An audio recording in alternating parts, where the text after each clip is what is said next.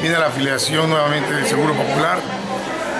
Vamos a tener luego el seguro de madres de familia, pero ahorita viene de Seguro Popular y también esta gestión que logramos hacer con gobierno del Estado y con el apoyo del señor gobernador y de la dependencia de Sedesol.